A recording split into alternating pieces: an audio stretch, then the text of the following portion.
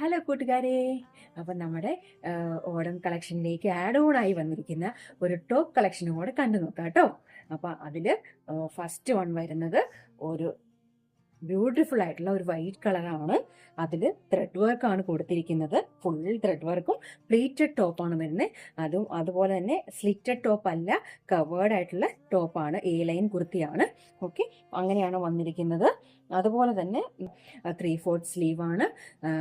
അപ്പം ഇതാണ് നമ്മുടെ ഫസ്റ്റ് ഐറ്റം. ഓക്കെ, അതിൻ്റെ തന്നെ സെക്കൻഡ് കളറാണ് ഈ കാണുന്നത്.